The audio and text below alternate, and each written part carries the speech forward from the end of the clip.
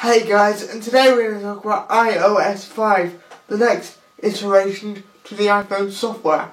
Now, recently we have seen the announcement, and soon after the release of the iPad 2, the iPad 2 ships with iOS 4.3, which is just a minor update, as the point suggests, to the 4.0 OS. Now, since 2007, the iPhone OS hasn't really received a major software update, and I think we can look at the hardware as well as the pattern of what's happened in the hardware, as well as the press kind of speculation to figure out when and what is going to be included in iOS 5. So, if we look back at the track record, last year with the iPhone 4 was the first major hardware revamp we had. We had a new screen, a lot faster processor. We had the gyroscope, which we hadn't had before, front-facing camera. So all these new hardware features, HD video recording, all these new hardware features that we hadn't had before. So that's what I said, that last year in the iPhone world was the year of that hardware. We've seen something similar with the iPad 2, with it being in its second generation, and it just received a minor update from the first generation, like was true in the iPhone from the first to the second generation.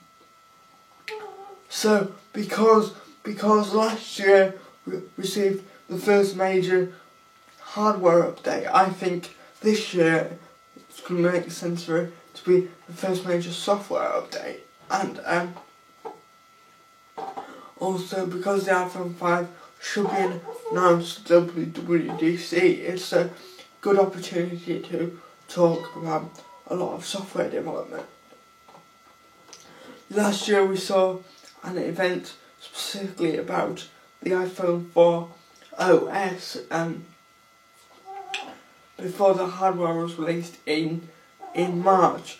That time has now passed, so I think they're gonna really talk, when they talk about the iPhone 5 and iOS 5, they're gonna put more play on iOS 5 at that event, because there's a lot of developers there, and like I said, if you look back at the track record of what happened last year, this should be the first major software update. So, and in that update I think we're going to see notifications, and I hope a radically new user interface, because if you look at something like Honeycomb versus iOS, there's quite a significant difference in terms of how things are displayed and the overall functionality that you get. Really, you could argue that Honeycomb is a bit deficient from a user interface perspective, but I think it points to some features that we could see in iOS, that being better notifications, more useful lock screening, kind of firmer multitasking implementation. But like I said, I think what points most to a major software revamp this year is not just because it hasn't had one since 2007, and also not just because there's a lot of kind of consumer outcry about it. I think the main reason we're going to see a major software update this year is because we experienced the first major hardware update last year. So I think it would make sense that this year will be the year we see major software update. Again, I'm expecting some radical UI tweaks, although I'm not sure how believable that is, especially since Mac OS X Lion. In Mac OS X Lion, they've got Launchpad application, which is kind of taken influence from iOS, and Mac OS X Lion will be released